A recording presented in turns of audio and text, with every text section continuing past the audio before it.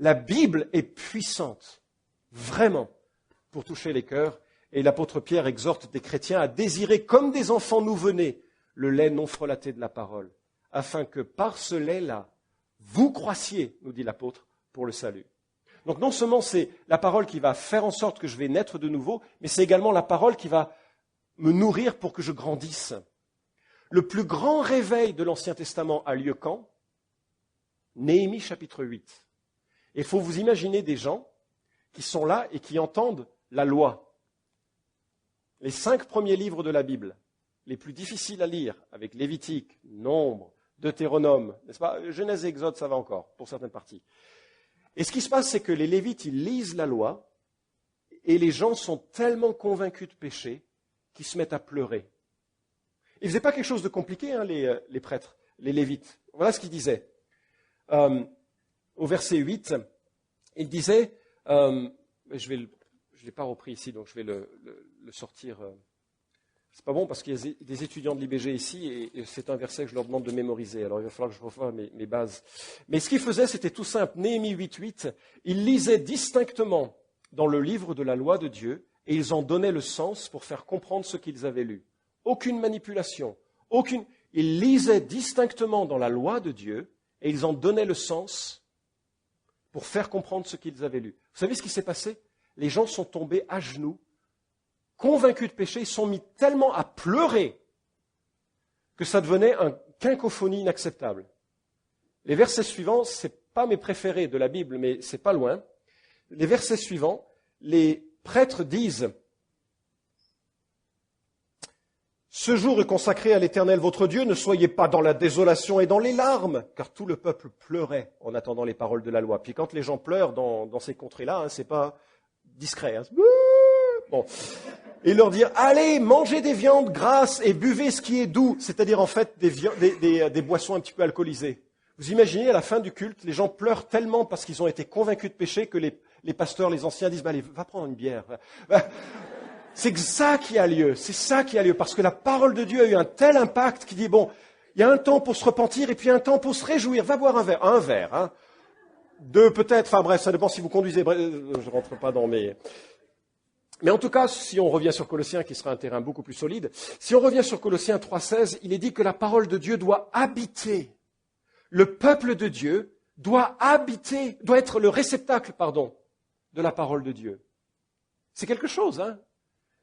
Quelque part, je suis en train d'écrire 2-3 articles ou 2-3 contributions à des livres et je fréquente les bibliothèques. Les bibliothèques sont des lieux qui sentent les livres, où on voit des gens qui cherchent des livres, ça reflète le livre. Je me dis ça, c'est marrant, l'église, ça doit être ça. Pas le lieu, là. Les gens, ça doit sentir la parole de Dieu. C'est parce que l'église doit être l'habitacle de l'écriture. Qu'est-ce que les gens liraient quand ils nous voient le matin? C'est pour ça que je suis tellement convaincu de la nécessité de prédication suivie de livres entiers de l'Écriture. Pourquoi je trouve formidable ce que vous avez fait avec le concours biblique, avec la mémorisation de l'Écriture. Je trouve que c'est extraordinaire. Il y a des tas de méthodes. Si vous ne connaissez pas une méthode pour lire la Bible avec assiduité, et il y en a plein. Mais quelle que soit la méthode, à un moment donné, il faut vous poser 3 questions. Observer le texte pour essayer de comprendre ce que le texte dit.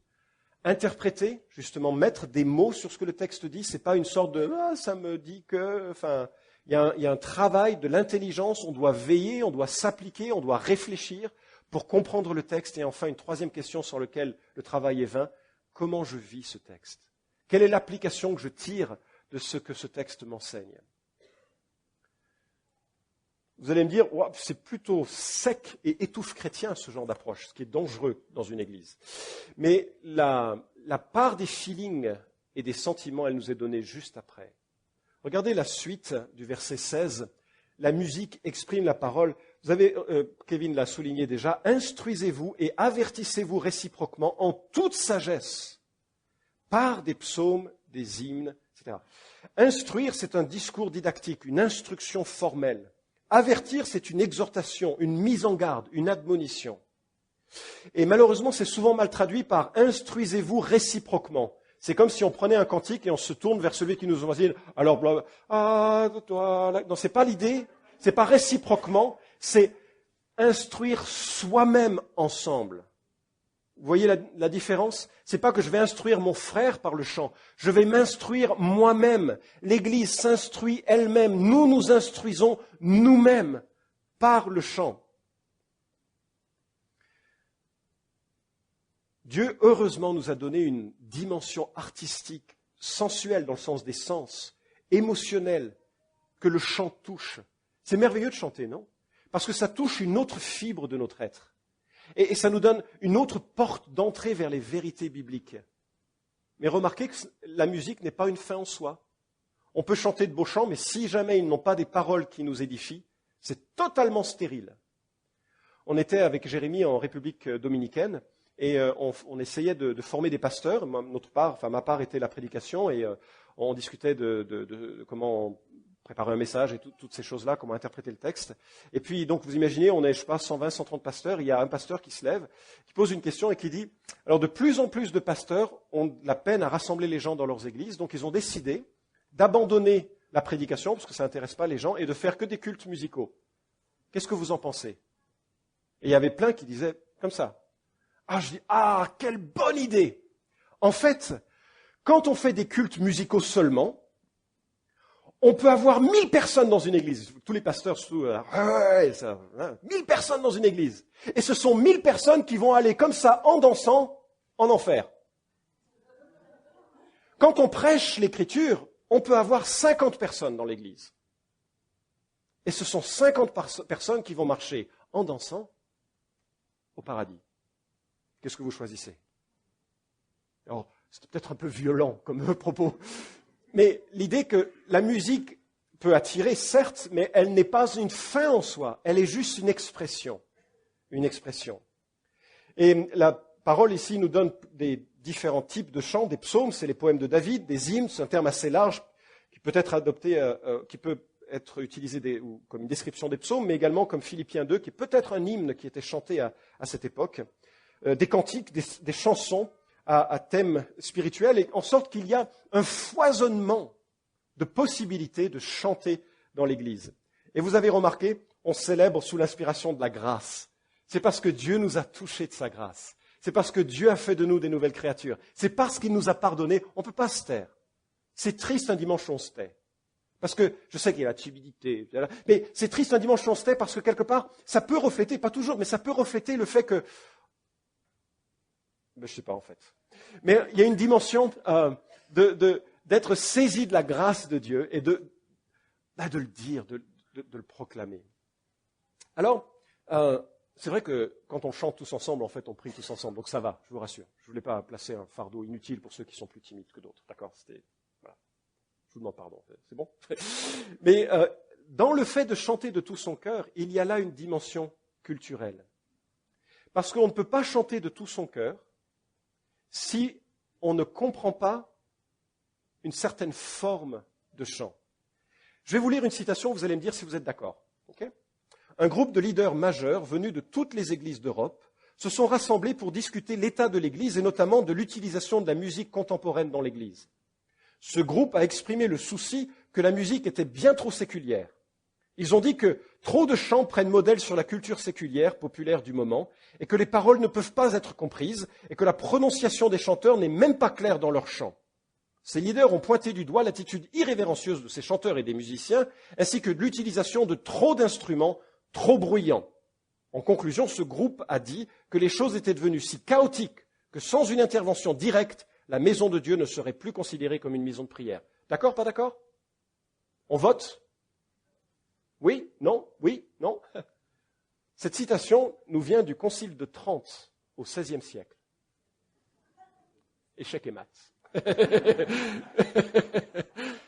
Comme quoi la question de la musique a toujours été une question sensible. Alors, on a tendance à dire qu'il existe une musique chrétienne et qu'il existe une musique non chrétienne. Je vous suggère humblement que c'est faux. Il n'y a que de la musique avec des paroles chrétiennes et des paroles qui ne le sont pas. Mais qu'il n'y a que de la musique qui est bonne ou qui n'est pas bonne en fonction de normes culturelles. Alors, je vais vous inviter à un petit voyage comme ça dans l'histoire, d'accord? Imaginez que vous chantiez des louanges du temps de Moïse. Eh bien, vous allez avoir ce genre de musique. Écoutez bien, je vais juste balayer les styles de musique qui vont se succéder les uns après les autres.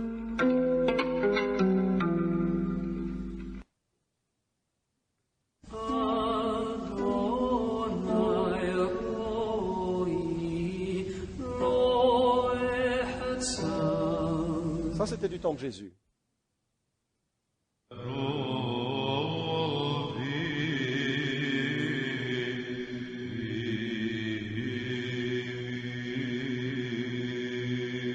Ça, vous auriez chanté ça si vous étiez du côté de l'Orient.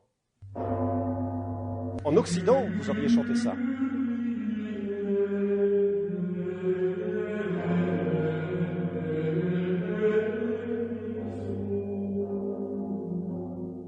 Et un vilain canard a inventé la syncope.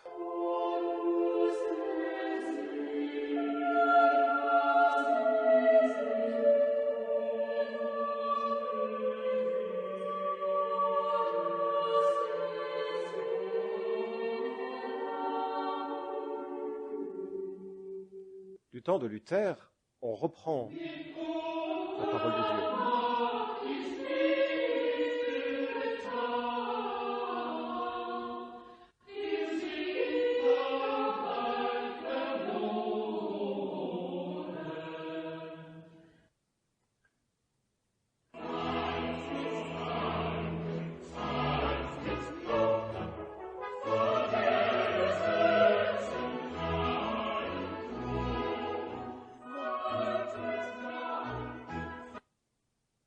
Et puis Dieu a touché le cœur.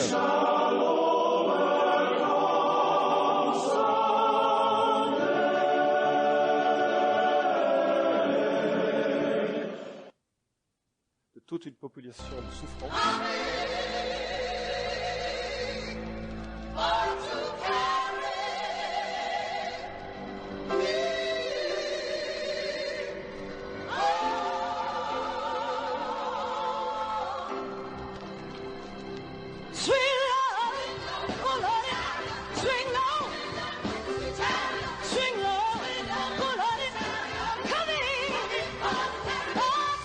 Une délivrance qui va toucher tout un continent.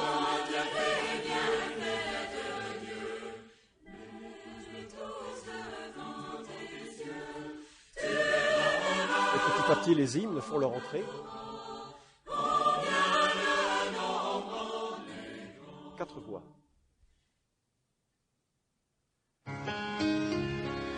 Give me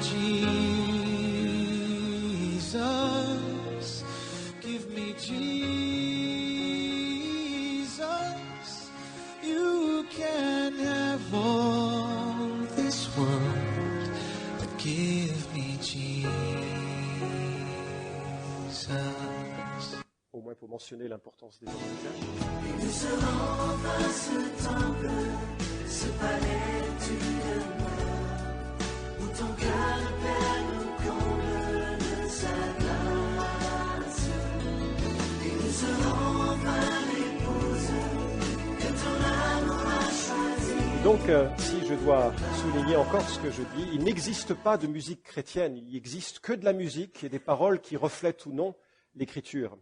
Et selon les temps, l'appréciation du genre musical va changer.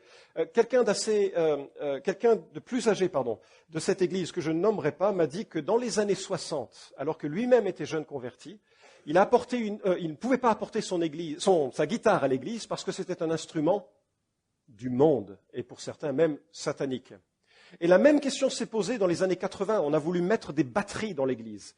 Et les gens disent non, c'est un instrument du monde, c'est satanique. Mais aucun instrument n'est du diable. Aucun instrument n'est chrétien. C'est juste un instrument et c'est la manière dont on va l'utiliser qui va le placer dans une catégorie ou dans une autre. Quand je me suis converti, on me disait que le rock était pas bon du tout. De toute façon, c'était une musique qui remuait trop, c'était trop charnel. Et puis en plus, on n'entendait pas les paroles. Et dans les années 90, on est passé au rap. Je me suis dit, les chrétiens vont être contents, on n'entend que les paroles. Devinez quoi? Les chrétiens ont dit, le rap, c'est nul. C'est trop le monde. Et donc, le grand aspect, c'est qu'il s'agit de ne pas être une pierre d'achoppement les uns envers les autres, mais fondamentalement, la musique est neutre. Elle est neutre. Et en fonction des siècles et des périodes, on va chanter d'une manière ou d'une autre. C'est en tout cas la thèse que je vous suggère ce matin. Et que vous sachiez nous avons décidé qu'on serait sage si on visait systématiquement en termes de genre musical la génération montante. La génération montante. Pourquoi ? Parce que la génération montante est celle qui a besoin le plus de repères culturels pour se sentir à l'aise dans l'Église. La génération qui mature, je le dis gentiment, la génération qui prend de l'expérience spirituelle est une génération qui sait pourquoi elle croit. Elle croit en Jésus pour plein de raisons qui ne sont certainement pas liées à la culture.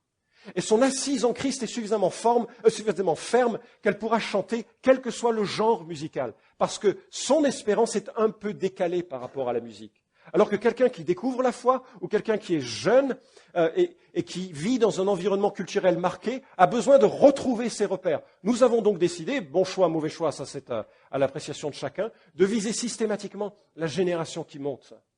Et je sais que c'est un débat permanent. Un jour, quelqu'un est venu me voir en me disant « Moi, j'en ai marre de la musique contemporaine dans l'Église. Je m'y reconnais pas. » C'est une dame de 50 d'années, puis vraiment, elle était blessée, je la comprends. C'est pas de notre Église, j'en parlerai pas comme ça.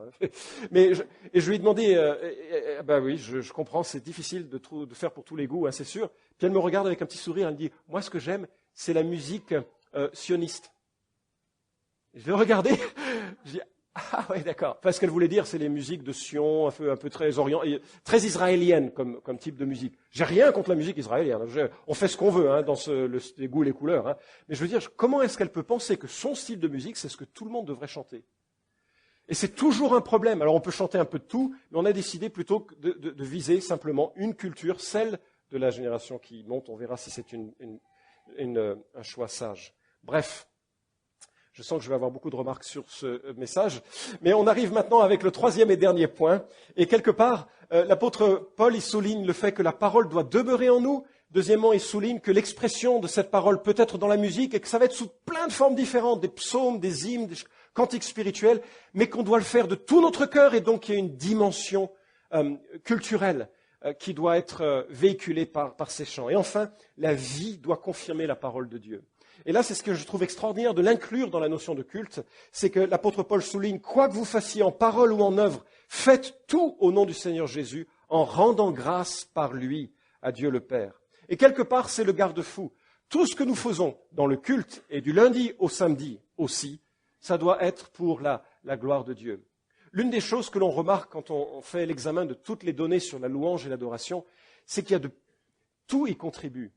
Quand j'amène une prière, je loue Dieu. Quand j'amène une offrande financière, je loue Dieu. Quand je rends service à quelqu'un, je loue Dieu. Quand je lis un texte biblique, j'adore Dieu, je sers Dieu. Et aussi, donc, le lundi, quand je vais au travail, je loue Dieu. C'est l'une des grandes découvertes ou redécouvertes de la Réforme, c'est que le culte ne s'arrête pas le dimanche dans un lieu confiné. Le culte, c'est le service de Dieu dans l'ensemble de notre vie. Un homme ou une femme qui travaille de ses propres mains et honore Dieu dans son attitude. Un homme ou une femme qui se consacre à sa famille et qui honore Dieu dans sa manière de faire, sert Dieu selon l'appel qu'il a reçu de Dieu. Et donc c'est une continuité, l'adoration, qui va du lieu de culte où on s'est édifié, encouragé les uns les autres pour pouvoir le vivre dans le contexte de la vie quotidienne. C'est assez vaste, quoi que vous fassiez. C'est gigantesque, c'est effrayant, non ? Quoi que vous fassiez, faites tout au nom du Seigneur Jésus. Vous savez ce que ça veut dire au nom du Seigneur Jésus ? C'est tout simple. En ces lieux et places. C'est-à-dire que je dois agir comme si c'était Jésus qui agit. C'est un peu effrayant. C'est pour ça que je dis, franchement, c'est effrayant. Et notre attitude, notre quotidien doit refléter cela. Et je suis tellement reconnaissant qu'il y ait la grâce qui nous permette de respirer quand on réalise que l'on a échoué dans le fait de représenter Christ auprès d'un frère dans notre lieu de travail ou à l'église. En fait, Dieu s'intéresse fondamentalement à nos vies bien plus qu'à nos prières. Enfin, bien plus. On va dire autant que nos prières. Jésus dit, si donc tu présentes ton offrande à l'autel, voilà une activité cultuelle. Si donc tu présentes ton offrande à l'autel et là tu te souviennes que ton frère a quelque chose contre toi, laisse là ton offrande devant l'autel et va d'abord te réconcilier avec ton frère, puis tu viens présenter ton offrande. Jésus qui parle. Ça veut dire que les dimensions concrètes de notre existence ne sauraient être masquées par la prière pieuse que nous avons le dimanche matin. Vous voyez ce que je veux dire? Ça ne sert à rien d'être de beaux prieurs. Ça ne sert à rien d'être de beaux spirituels le dimanche, si concrètement ça ne se manifeste pas par une vie de piété, de mort à soi-même, de consécration à lui, de relation qui honore Dieu. Je m'arrête avec 2 remarques. Beaucoup de gens viennent à l'église en disant « Il y a quoi pour moi ?» Et je viens aussi pour ça. En fait, je reçois. Ce matin, je me disais « Mais quel bonheur ce temps de culte, j'avais besoin de ce ressourcement, ça m'a vraiment encouragé. » Et il y a de cette partie-là. Mais la louange, l'adoration, le culte, le service, c'est vraiment l'idée « Je viens donner quelque chose ». Et donc, la question que je voudrais vous lancer, c'est comment est-ce que vous pouvez contribuer au culte de l'Église du lundi au dimanche, ou du dimanche au samedi. Vous voyez, de rentrer dans cette dimension où, Seigneur, je viens pour apporter une grâce, un encouragement, une bénédiction. Alfred Kuhn souligne, et je termine avec cette citation, « N'allons pas au culte pour chercher quelque chose, mais pour apporter à Dieu l'hommage qui lui est dû. Le principe du culte tient tout entier dans cette parole de Deutéronome 16:16. On ne paraîtra pas devant l'Éternel les mains vides. » Quand l'Israélite allait au tabernacle ou au temple, c'était pour honorer Dieu, pour se prosterner devant lui, pour lui apporter un sacrifice. La clé du culte s'appelle « pour Dieu ». Compris? Notre Dieu et Père, je vous prie pour que tu nous permettes d'offrir en nos corps un sacrifice vivant, que tu permettes, Seigneur, que nous puissions vivre un service de ton nom, collectif le dimanche et individuel en semaine ou dans nos familles ou nos relations d'église de maison pendant la semaine, qui soit à ton honneur. Je te prie, Seigneur, pour que tu nous accordes à tous le désir de contribuer à l'honneur de ton nom parce que nous venons t'apporter et t'offrir. Nous te disons encore notre plus grande reconnaissance de nous avoir sauvés, de nous avoir inclus dans ta famille, ta grande famille de tous les sauvés, de tous les siècles, de tous les lieux aujourd'hui qui se réunissent. Père, si l'un ou l'autre ici dans cette salle n'a pas cette grâce de te connaître, je prie pour que tu lui parles et que tu lui donnes le désir de faire un pas vers toi. Seigneur, merci encore de toute la grâce qui touche ceux et celles qui se repentent et placent leur confiance en toi. Dans le nom de Jésus. Amen.